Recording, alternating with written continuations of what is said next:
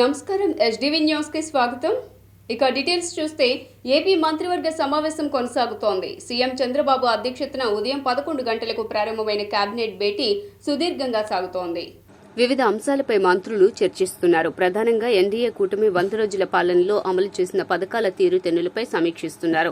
నూతన మద్యం విధానంపై మంత్రి మండలి చర్చించినట్లు సమాచారం. ఆడబిడ్డ నిధి పథకంపైన ఈ భేటీలో చర్చిస్తున్నట్లు తెలుస్తోంది. మహిళలకు 10 లక్షలు వడ్డీ లేని రుణాలతో పాటు ఆర్టీసీ బస్సుల్లో ఉచిత ప్రయాణంపై మంత్రులు చర్చించినట్లు సమాచారం. ఇసుక విధానంపై కూడా చర్చ జరుగుతోంది. పలు ఉద్యోగాల భర్తీకి కేబినెట్ ఆమోదం తెలిపే అవకాశం ఉంది.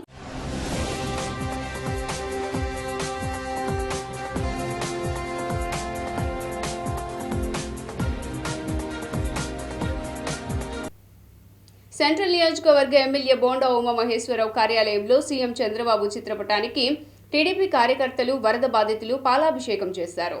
విపత్తులో వరద బాధితులను ఆదుకోవడంలో చంద్రబాబు సేవలు ఆదర్శనీయమంటూ ఎమ్మెల్యే బోండా ఉమాతో పాటు వరద బాధితులు, కార్యకర్తలు కృతజ్ఞతలు తెలిపారు. మా బాబు బంగారం అంటూ కార్యకర్తలు నినాదాలు చేశారు. ఈ సందర్భంగా బోండా ఉమా మాట్లాడుతూ విపత్తు సమయంలో బాధితులకు సహాయ చర్యలు చేపట్టిన చంద్రబాబు పనితీరు ఆదర్శమన్నారు. తారీఖు నాడు సంభవించినటువంటి బుడమేరు వరదల అనంతరం పలు స్వచ్ఛంద సంస్థలు, వ్యాపార వాణిజ్య సంస్థలు, అలాగే రాజకీయ పార్టీలు, Vasavi club, rotary club, Lions club అందరూ ముందుకొచ్చి వరద బాధితులకి తమ తోచినంత సహాయం చేస్తూ ఉన్నారు. సెంట్రల్ నియోజకవర్గంలో వరదలకు బాధితులు ఆదుకోవడానికి రాష్ట్రంలోని తెలుగుదేశం పార్టీలో అనేక మంది శాసనసభ్యులు ఇప్పటికే వేల మందికి ఆహార కిట్లు కానీ, బట్టలు కానీ అనేక రకాలుగా, ఆఖరికి చంద్రబాబు నాయుడు గారి నియోజకవర్గం కుప్పం నుంచి కూడా సహాయ సహకారాలు అందించారు. వాళ్ళందరికీ సెంట్రల్ నియోజకవర్గ శాసనసభ్యుడిగా ధన్యవాదాలు తెలుపుతా ఉన్నా. ఈరోజు మరి రాయదుర్గం శాసనసభ్యులైన కాలువ శ్రీనివాసులు మాజీ మంత్రి, ఆయన రాయదుర్గం నుంచి దాదాపు 5,000 జీన్స్ ప్యాంట్లను తీసుకుని రావడం జరిగింది. వాళ్ళందరినీ వర్తక సంఘం ఆధ్వర్యంలో ఇక్కడ పంచడం జరిగింది. వాళ్ళందరికీ ధన్యవాదాలు తెలియజేస్తామని నియోజకవర్గంలో శాసనసభ్యుడిగా ప్రభుత్వం నుంచి అన్ని సహాయ సహకారాలు చేస్తూ ఉన్నాం. అలాగే వాళ్ళందరికీ రేషన్ కిట్లు ఇచ్చాం, పాలు ఇచ్చాం, బ్రేక్ఫాస్ట్ ఇచ్చాం, బిస్కెట్లు ఇచ్చాం, వాటర్ బాటిల్స్ ఇచ్చాం, అన్నీ ఇచ్చాం. ఇప్పుడు నిన్ననే రాత్రి ముఖ్యమంత్రి గారు నగదు ప్యాకేజీ కూడా ప్రకటించారు. గ్రౌండ్ ఫ్లోర్లో పూర్తిగా తడిసిపోయినటువంటి కుటుంబానికి 25,000 రూపాయలు. సెంట్రల్ నియోజకవర్గ పరిధిలో ఏదైతే వరద బాధితుల సహాయార్థం నారా చంద్రబాబు నాయుడు గారు కానీ, మా అధినాయకుడు సెంట్రల్ నియోజకవర్గ శాసనసభ్యులు బోండా ఉమామహేశ్వరరావు ఏదైతే కష్టాల్లో ఉన్నారో కార్మికులు అనేవాళ్ళు ఎక్కడ ఇబ్బంది పడకూడదనే ఉద్దేశంతో నిన్న 900 మందికి బోండా ఉమామహేశ్వరరావు నిత్యావసర సరుకులు పంచడం జరిగింది. మళ్ళీ వీళ్ళ బాధలు, వీళ్ళ విషయాలు తెలుసుకున్న తర్వాత ఏదైనా చేయాలనే ఉద్దేశంతో ఇవాళ మళ్ళీ ఈరోజు కూడా అదే 900 మందికి నిలువున మునిగిపోయారు. ఏమీ ఒక్క పైసా కూడా బయటకు తీసుకురాలేకపోయారు. కట్టుకునే గుడ్డ కూడా బట్టలు లేకుండా పోయింది ఆటో కార్మికులు. కానీ మొత్తానికి మళ్ళీ ఏదైతే సెంట్రల్ నియోజకవర్గంలో సీనియర్ ప్రాంతంలో ఉన్నటువంటి డ్రైవర్లందరికీ కూడా 900 మందికి ఇవాళ మళ్ళీ వాళ్ళు వేసుకుంటానే బట్టలు ఇచ్చిన మహానుభావుడు తెలుగుదేశం పార్టీ శాసనసభ్యులు బోండా ఉమామహేశ్వరరావు. కష్టకాలంలో తెలుగుదేశం పార్టీకి ఏదే విధంగా అయితే ఆటో కార్మికులు ఆదుకున్నారో మౌత్ పబ్లిసిటీ చేసి ఇవాళ నారా చంద్రబాబు నాయుడు గారు ముఖ్యమంత్రి అవడానికి కానీ, బోండా ఉమామహేశ్వరరావు అత్యధిక మెజార్టీతో కృష్ణా జిల్లాలో గెలవడానికి కానీ ఏదైతే సహాయ సహకారాలు అందించారో ఇవాళ కృతజ్ఞత, ఈ ఏదైతే వాళ్ళ కార్మికులు మునిగిపోయారని ఆయన ఏడ్చి వీళ్ళకి ఏదైనా చెయ్యాలి అని చెప్పని వీళ్ళ బాధలు చూడలేక ఇవాళ వస్త్రాలను కూడా బహుకరించిన వ్యక్తి మన బోండా ఉమామహేశ్వరరావు. కాంగ్రెస్ అగ్రనేత రాహుల్ గాంధీ పెద్ద టెర్రరిస్ట్ అంటూ బీజేపీ, శివసేన చేసిన అనుచిత వ్యాఖ్యలకు నిరసనగా బుధవారం నాడు 1 టౌన్లో కాంగ్రెస్ ధర్నాకు దిగింది. APCC chief YS Sharmila, Mastan Valli, జేడీసీలం నరహరిశెట్టి నరసింహారావు, కొల్నకొండ శివాజీ ధర్నాలో పాల్గొన్నారు. మోదీ కేడీ కిలాడి అంటూ నినాదాలు చేశారు. నోరు పారేసుకున్న నేతలపై అనర్హత వేటు వేయాలని సందర్భంగా షర్మిల డిమాండ్ చేశారు. రాహుల్ గాంధీపై వ్యాఖ్యలను తీవ్రంగా ఖండిస్తున్నామన్నారు. రాహుల్ వాస్తవాలు మాట్లాడితే తీవ్రవాదం అంటారా అని మండిపడ్డారు. ఆయన అడిగిన అంశాలపై సమాధానాలు చెప్పే ధైర్యం ఉందా అని అన్నారు. దేశానికి స్వాతంత్ర్యం తెచ్చిన పార్టీ కాంగ్రెస్ అని అదే తీవ్రవాదులకు ఇందిరాగాంధీ, రాజీవ్ గాంధీ బలయ్యారన్నారు. బీజేపీ మతతత్వ పార్టీ అని, మంటలు రేపే అందులో చలికాచుకుంటారని దుయ్యబట్టారు.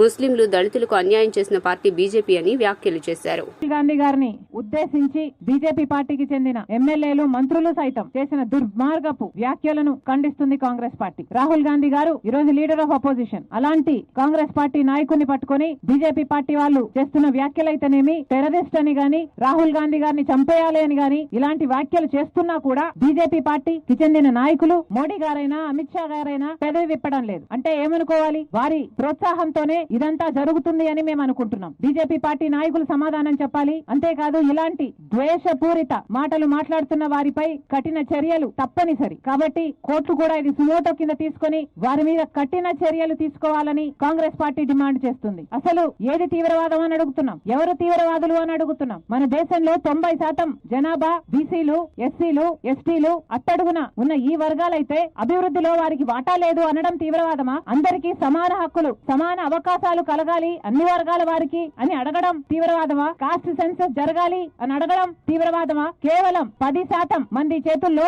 దేశానికి సంబంధించిన టాప్ 200 కంపెనీలు, వ్యాపారాలు ఉన్నాయని దేశ ప్రజలలో అవగాహన పెంచడం తీవ్రవాదమా? ఏది తీవ్రవాదమో బీజేపీ పార్టీ సమాధానం చెప్పాలి. నిజానికి స్వాతంత్ర్యం తెచ్చిన పార్టీ కాంగ్రెస్ పార్టీ కాదా? ఎన్నో త్యాగాలు చేసిన పార్టీ కాంగ్రెస్ పార్టీ కాదా? ఈ రోజే కాదు, ఏ నాటి నుంచో అన్ని కులాలను, అన్ని మతాలను సమానంగా చూస్తున్న పార్టీ కాంగ్రెస్ పార్టీ. అధికారంలో ఉన్నప్పుడు వారి అభివృద్ధి కోసం కృషి చేసిన పార్టీ కాంగ్రెస్ పార్టీ. ఇప్పటికీ కూడా ప్రతిపక్షంలో ఉండి కూడా వారి హక్కుల కోసమే కొట్లాడుతున్న పార్టీ కాంగ్రెస్ పార్టీ. అలాంటి కాంగ్రెస్ పార్టీ గురించి ఇంత నీచంగా మాట్లాడడం ఎంత మటుకు సమంజసమని అడుగుతున్నాం. మీరా బీజేపీ పార్టీ మాట్లాడేది కాంగ్రెస్ పార్టీ గురించి? అసలు రాహుల్ గాంధీ గారిని తీవ్రవాది అంటున్నారే, అది బుడమేరు వరద ముంపు నుంచి జిల్లా, నగరానికి నివేదిక ఇవ్వాలని జిల్లా కలెక్టర్ సృజన అధికారులను ఆదేశించారు. బుడమేరు వరద ముంపు నుంచి జిల్లా, నగరానికి శాశ్వత పరిష్కారానికి అత్యంత ప్రాధాన్యమిస్తోందని, దీనిలో భాగంగా survey, land records, irrigation, VMC, city planning, revenue అధికారులు సంయుక్తంగా క్షేత్రస్థాయిలో వాస్తవ సర్వే నంబర్లతో సహా ఎంతమేర ఆక్రమణలకు గురైంది, సంబంధిత పూర్తి నివేదికను సమర్పించాలని జిల్లా కలెక్టర్ డాక్టర్ జి. సృజన ఆదేశించారు. ఇందులో భాగంగా ఆక్రమణల గుర్తింపునకు తొలిదశలో తీసుకోవాల్సిన చర్యలపై కలెక్టర్ సృజన బుధవారం సర్వే, భూ రికార్డులు, నగరపాలక సంస్థ, రెవెన్యూ అధికారులతో కలెక్టరేట్ ఛాంబర్లో సమావేశమయ్యారు. ఈ సందర్భంగా కలెక్టర్ మాట్లాడుతూ ఇటీవలే బుడమేరు వాగు పరివాహిక ప్రాంతాల్లో కురిసిన కుంభవృష్టితో ఊహించని విధంగా ప్రమాదకర స్థాయిలో దాదాపు 43,000 క్యూసెక్కుల వరద పోటెత్తడంతో గండ్ల ద్వారా వచ్చిన నీటితో విజయవాడ రూరల్, నగరపాలక పరిధిలో లోతట్టు ప్రాంతాలు, పంట పొలాలు జలమయం కావడంతో పాటు నగరంలోని 2 లక్షలకు పైగా కుటుంబాలు ముంపుతో తీవ్ర ఇబ్బందులు ఎదుర్కోవడం జరిగిందన్నారు.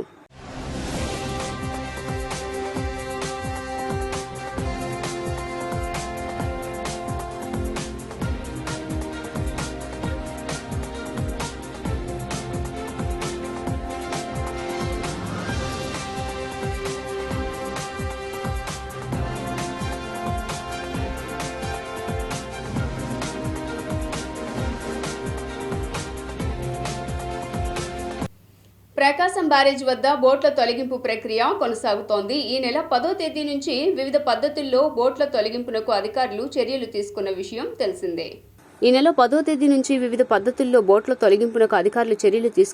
తెలిసిందే. అయితే బ్యారేజ్ వద్ద చిక్కుకున్న పడవలు 80 టన్నుల బరువు ఉండటంతో అనేకసార్లు ఆటంకాలు ఎదురయ్యాయి. చివరకు కావడి మంత్రి వ్యూహంతో నిన్న నీళ్ల అడుగున ఉన్న బోటును అధికారులు బయటకు తీశారు. భారీ బోటును నిన్న అర్ధరాత్రి గేట్ల వద్ద నుంచి దుర్గాఘాట్ వరకు సిబ్బంది లాక్కెళ్లారు. మిగిలిన బోట్లు తీసేందుకు ఈ రోజు కూడా ఆపరేషన్ కొనసాగుతోంది. 3 రోజుల్లో అన్ని బోట్లు తొలగిస్తామని మంత్రి నిమ్మల రామానాయుడు స్పష్టం చేశారు. 8 రోజుల కష్టం తర్వాత భారీ బోటు బయటకు రావడంతో అధికారులు ఆనందం వెల్లివిరిసింది. కావడి మంత్రి వ్యూహం ఫలించడంతో ప్రకాశం బ్యారేజ్ వద్ద ఓ బోటు పైకి లేచింది. 40 టన్నులున్న భారీ బోటును అధికారులు బయటకు తీశారు. ఇంకా బ్యారేజ్లో 2 భారీ, 1 మోస్తరు బోట్లు చిక్కుకొని ఉన్నాయి.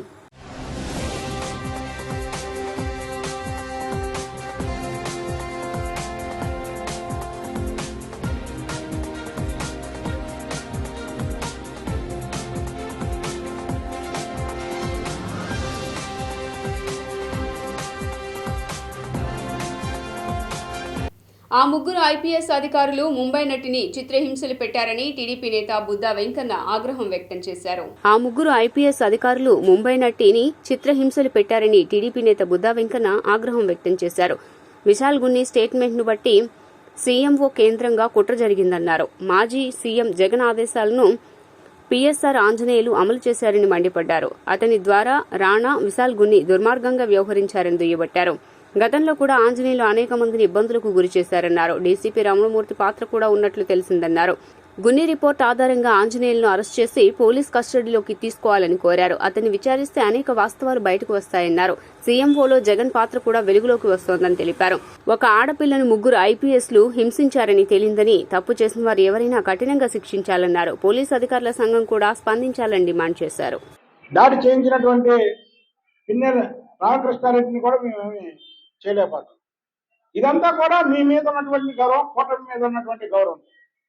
కానీ విచారణ మాత్రం జరగాలి. అసలు 2019 నుంచి 2024 వరకు జరిగినటువంటి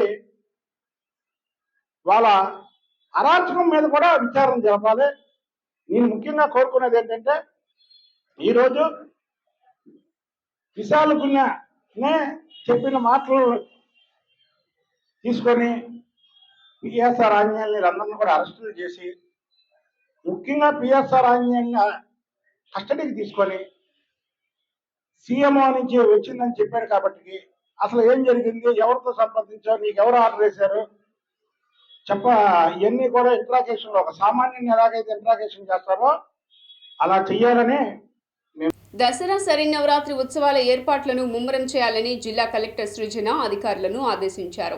సామాన్య భక్తులకు సంతృప్తికర అమ్మవారి దర్శనం కల్పించడంతో పాటు ఎటువంటి లోటుపాట్లకు తావు లేకుండా అధికారుల సమన్వయంతో దసరా నవరాత్రి ఉత్సవాలను విజయవంతం చేసేందుకు కృషి చేయాలని, అందుకు తగిన ఏర్పాట్లను ముమ్మరం చేయాలని జిల్లా కలెక్టర్ డాక్టర్ జి సృజన అధికారులను ఆదేశించారు.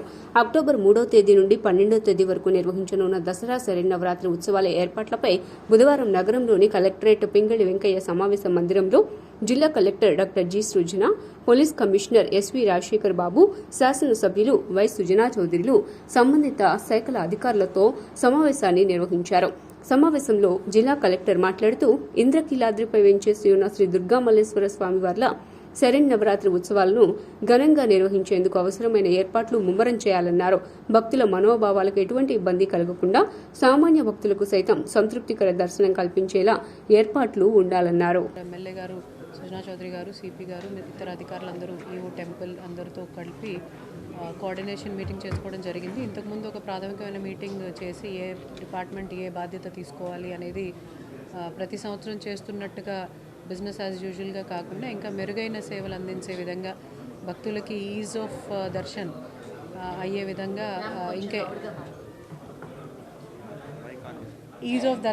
విధంగా, ఇంకా ఏ విధమైన ఏర్పాట్లు చేస్తే మనం భక్తులకి అనుకూలంగా ఉన్న ఏర్పాట్లు చేయగలుగుతామనే దాని మీద డిస్కషన్స్ చేయడం జరిగింది.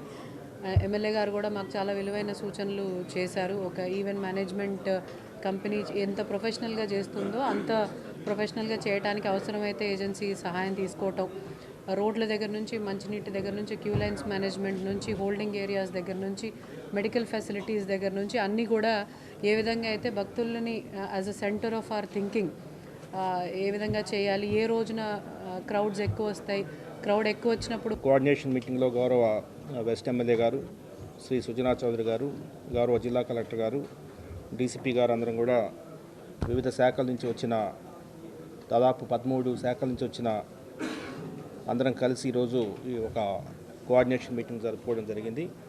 గౌరవ ఎమ్మెల్యే గారు ఆశించిన విధంగా ఈసారి కొంత ఇన్నోవేటివ్గా, కొంత మెరుగ్గా సౌకర్యాలు అందించేలాగా అన్ని ఏర్పాట్లు చేయడానికి సన్నద్ధమవుతున్నాం. పోలీస్ శాఖ నుంచి ఎన్టీఆర్ పోలీస్ కమిషనరేట్ సిబ్బందితో పాటు బయట జిల్లాల నుంచి దాదాపు 3,500 మంది పోలీస్ సిబ్బంది విధులు నిర్వర్తించడానికి వస్తున్నారు. ఈసారి కొంత విఐపి పాసెస్ ఏదైతే ఉన్నాయో ఈ విఐపి పాసెస్ని కొంత క్రమబద్ధీకరించడం, అదేవిధంగా కొంత బస్సెస్ కావచ్చు, లేదంటే విఐపి వెహికల్స్ కావచ్చు, అదేవిధంగా వికలాంగులకు, సీనియర్ సిటిజన్స్కి వారికి సౌకర్యాలు మెరుగ్గా కల్పించడం కావచ్చు. ఇటువంటి వచ్చే భక్తులకు కూడా ఆహ్లాదకరంగా దర్శనం చేయించుకొని, అమ్మవారి దర్శనం చేయించుకొని సంతోషంగా వెనక్కి వెళ్ళే విధంగా ఎంతవరకు చేయగలం అనేది. ఎందుకంటే కలకటాలో దుర్గా ఉత్సవాలు అనాది నుంచి చేస్తూ ఉన్నారు, ఇంకా ఎక్కువ మంది వస్తారు అక్కడికి. సో అక్కడి నుంచి కూడా కొన్ని నేర్చుకొని దీన్ని ఇంకా ఇంప్రూవ్ చేయటం. అది మొదటిసారిగా నేను ఎమ్మెల్యే అయినాక ఇది మొట్టమొదటిసారిగా వచ్చిన పండగ కాబట్టి అది చేయటం. దాంతోపాటు ఈ భక్తులు ఈ దసరా ఉత్సవాల మూలాన లోకల్ ట్రాఫిక్ ఇబ్బంది లేకుండా ఉండడానికి కమిషనర్ గారు కూడా అనేక విధాలుగా ఆయన ఆలోచిస్తూ ఉన్నారు ఎలా చేయాలనేది. అట్లాగే లోకల్గా అనేక మతాల వాళ్ళకు కూడా ఎటువంటి రకమైన ఇబ్బంది లేకుండా ఎవరికి నమ్మకం ప్రకారం వాళ్ళు చేసుకునే విధంగా చేయటానికి ఏర్పాట్లు చేస్తా ఉన్నాం. సుమారుగా 13 డిపార్ట్మెంట్స్ ఇన్వాల్వ్ అయినాయి. వాళ్ళందరికి కూడా వాళ్ళ రోలు రెస్పాన్సిబిలిటీ ఏంటనేది కేంద్ర ప్రభుత్వం జమిలీ ఎన్నికలకు గ్రీన్ సిగ్నల్ ఇచ్చింది. వన్ నేషన్ వన్ ఎలక్షన్ పై మాజీ రాష్ట్రపతి రామ్నాథ్ కోవింద్ నేతృత్వంలోని కమిటీ ఇచ్చిన నివేదికను కేబినెట్ బుధవారం మధ్యాహ్నం ఆమోదించింది. వన్ స్టేషన్ వన్ ఎలక్షన్ పై మాజీ రాష్ట్రపతి రామ్నాథ్ కోవింద్ నేతృత్వంలో కమిటీ ఇచ్చిన నివేదికను కేబినెట్ బుధవారం మధ్యాహ్నం ఆమోదించింది. రానున్న శీతాకాల సమావేశాల్లో పార్లమెంట్ ఉభయ సభల్లో బిల్లు ప్రవేశపెట్టనుంది. కేంద్ర సర్కార్ వన్ నేషన్ వన్ ఎలక్షన్ ప్రతిపాదన కోసం రామ్నాథ్ కోవింద్ సహా 8 మంది సభ్యులతో కూడిన కమిటీని ఏర్పాటు చేసింది. ఇందులో లోక్సభ, రాష్ట్ర అసెంబ్లీలు, స్థానిక సంస్థలకు ఒకేసారి ఎన్నికలు నిర్వహించే అవకాశాలపైన కమిటీ సభ్యులతో రామ్నాథ్ కోవింద్ చర్చించారు. ఎన్నికలకు సంబంధించి అన్ని పార్టీల అభిప్రాయాలను, రాష్ట్రాల సవాళ్లను కమిటీ పరిశీలించింది.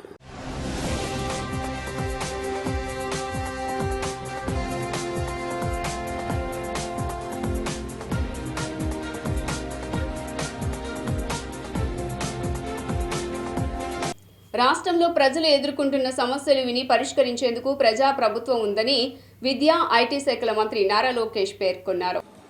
ఉండవల్లి నివాసంలో మంత్రి నారా లోకేష్ 32వ పుట్టినరోజు సందర్భంగా ప్రజా దర్బార్కు మంగళగిరితో పాటు రాష్ట్ర వ్యాప్తంగా ప్రజలు పెద్ద ఎత్తున తరలివచ్చారు.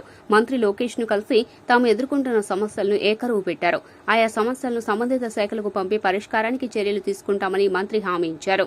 కుంచనపల్లి, ప్రాతూరు ప్రాంత రైతులు మంత్రి నారా లోకేష్ ను కలిశారు. ఇటీవలే కురిసిన భారీ వర్షాలకు కుంచనపల్లి, ప్రాతూరు లంక పొలాలు నీట మునిగి తీవ్రంగా నష్టపోయామని, పొలాల్లోని ఆయిల్ ఇంజన్లు సైతం నీట మునిగాయని ఆవేదన వ్యక్తం చేశారు. పంట నష్టపరిహారం అందించి ఆదుకోవాలని విజ్ఞప్తి చేశారు.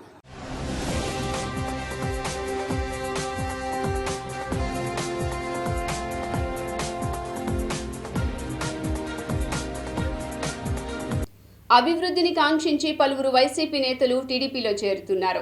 ఉమ్మడి పశ్చిమ గోదావరి జిల్లాలో వైసీపీకి భారీ షాక్ తగిలింది. ఏలూరు జిల్లా టీడీపీ అధ్యక్షులు గన్ని వీరాంజనేయులు నేతృత్వంలో ఉమ్మడి పశ్చిమ గోదావరి జిల్లా జెడ్పీ చైర్పర్సన్ గంటా పద్మశ్రీ వైసీపీకి రాజీనామా చేసి విద్యా, ఐటీ, ఎలక్ట్రానిక్స్ శాఖల మంత్రి నారా లోకేష్ సమక్షంలో టీడీపీలో చేరారు. ఆమెతో పాటు వైసీపీ జిల్లా బీసీసీఎల్ ప్రెసిడెంట్ గంటా ప్రసాదరావు, పామర్తి అచ్యుత్ గౌడ్, ఈ అశోక్, ఎస్ కిషోర్, ఎస్ మురళీ, రెడ్డి కిషోర్ టీడీపీలో చేరారు. ఉండవల్లి నివాసంలో వీరందరికీ పసుపు కండువాలు కప్పి మంత్రి నారా లోకేష్ సాదరంగా పార్టీలోకి ఆహ్వానించారు. ఈ సందర్భంగా మంత్రి మాట్లాడారు. రాష్ట్ర ప్రభుత్వం వరద బాధితులను ప్రకటించిన నష్టపరిహారం ఏమాత్రం సరిపోదని సిపిఐ జాతీయ కార్యదర్శి నారాయణ అన్నారు. సిపిఐ ఎన్టీఆర్ జిల్లా కార్యదర్శి దోనెపూడి శంకర్ ఆధ్వర్యంలో విజయవాడ పాత రాజరాజేశ్వరిపేట 56వ డివిజన్ నందు 1000 మంది వరద బాధితుల కుటుంబాలకు చీరలు, దుప్పట్లు, టవల్స్ పంపిణీ చేశారు. 56వ డివిజన్ పాత రాజరాజేశ్వరిపేట సాయిబాబా గుడి సెంటర్లో బుధవారం సిపిఐ ఎన్టీఆర్ జిల్లా కార్యదర్శి దోనెపూడి శంకర్ అధ్యక్షతన ఈ కార్యక్రమాన్ని నిర్వహించారు. ఈ కార్యక్రమంలో ముఖ్య అతిథిగా పాల్గొన్న నారాయణ మాట్లాడుతూ ప్రభుత్వం నిర్లక్ష్యంగా వ్యవహరించడం వల్లే వరదలు వస్తాయన్నారు. బుడమేరు వరదని జాతీయ విపత్తుగా ప్రకటించాలని ముఖ్యమంత్రి చంద్రబాబు నాయుడు కేంద్రాన్ని కోరారని తెలిపారు. టీడీపీ మద్దతులో ఎన్డీఏ ప్రభుత్వం నడుస్తోందని, ఈ నేపథ్యంలో ముఖ్యమంత్రి ఆ దిశగా ఆలోచన చేయాలన్నారు. 120 సంవత్సరాల క్రితం వచ్చినటువంటి ఎల్లవ ఇప్పుడు ఫస్ట్ టైం మన వచ్చింది, చాలా పెద్ద ఎత్తున వచ్చింది. అందుకే ఇటు కొల్లేరు నుంచి ఇక్కడ విజయవాడ దాకా మొత్తం ఎన్నో మనం చూసి వచ్చాం. దీని మీద మేము చెప్పేది ఏంటంటే, కొల్లేరు అది ఆక్రమణకు గురైపోయి ఫిష్ మాఫియా చేతికెళ్ళిపోయింది. చెరువులు పెద్ద పెద్దవి చేశారు, రోడ్లు వేశారు, 500 ఎకరాల నుంచి 2000 ఎకరాల దగ్గర అయినారు. అంటే ఫిష్ కార్పొరేట్ మాఫియా దీన్ని మొత్తం కృత్రిమంగా సృష్టించింది. దానివల్ల వర్షాలు నీళ్ళు ఇక్కడ డైవర్ట్ అయిపోతున్నాయి. ఇది సుప్రీంకోర్టు చెప్పింది, గ్రీన్ బెల్ట్ చెప్పింది, యుఎన్ఓ చెప్పింది దాన్ని ఖాళీ చేయించమని, కానీ ఖాళీ చేయించడం లేదు. తర్వాత దీని కెలామిటీకి గతంలో ముఖ్యమంత్రి అందరూ, జగన్మోహన్ రెడ్డి కావచ్చు, చంద్రబాబు నాయుడు కావచ్చు, రాజశేఖర్ కావచ్చు, ముఖ్యమంత్రి అందరూ బాధ్యులే ఈ కొల్లేరుని ఆ విధంగా ఫిష్ మార్కెట్ అప్పగించడానికి. ఆ పాపం ఇంకా కొట్టుకొస్తూ ఉంది. అదొకటి. ఇది బుడమేరుది. ఇప్పుడు బుడమేరు చెప్తా ఉన్నారు, డైవర్ట్ చేస్తారు. బుడమేరు కాదు, బుడమేరు 1903లో బ్రిటిష్ వాడికి వచ్చింది. అది పెరగాలి కదా. యూటీ ఉంది అక్కడ. నేను అక్కడికి ముఖ్యమంత్రి గారు ప్రకటించినటువంటి విధంగా బుడమేరు ఆపరేషన్ని వెంటనే అమలు చేయాలని చెప్పేసి సిపిఐగా డిమాండ్ చేస్తున్నాం. ఏమిటి బుడమేరు ఆపరేషన్? మైలవరం, అనంతవరం కొండల్లో పుట్టినటువంటి బుడమేరు కొల్లేరులో కలుస్తున్నది. ఈ లోపుగా విజయవాడ వచ్చేటప్పటికి విపరీతమైన ఆక్రమణకు గురైంది. రాయనప్పాడు, ఏలపురోలు, అలాగే విజయవాడ భవానీపురం దగ్గర నుంచి బుడమేరు నదీ గర్భంలో ఇల్లు వేసేసారు. ఆక్రమణ పక్కా కన్స్ట్రక్షన్స్ ఇచ్చారు. ఈ పాపమంతా కూడా అధికారులదే, పాలకులదే. కాబట్టి ఒక దశాబ్ద కాలంగా బుడమేరు నిర్లక్ష్యానికి గురి కాబడింది.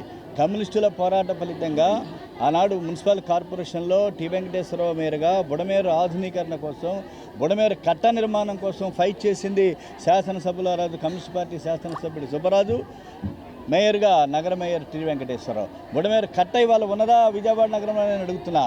ఎక్కడి నుంచి వచ్చింది నందమూరి నగర్, ఇందిరానాయక నగర్ ఎలా వచ్చింది? కాబట్టి అందువల్ల ఈ బుడమేరు ఆపరేషన్ అమలు చేయాలి, పేదవాళ్ళకి నష్టం జరగకుండా అమలు చేయాలని చెప్పి డిమాండ్ చేస్తూ ఈ రోజున ఈ ఆర్థిక ఎస్డివి న్యూస్ ఇంతటితో సమాప్తం. తిరిగి వార్తల్లో మళ్ళీ కలుద్దాం. అంతవరకు సెలవు. నమస్కారం.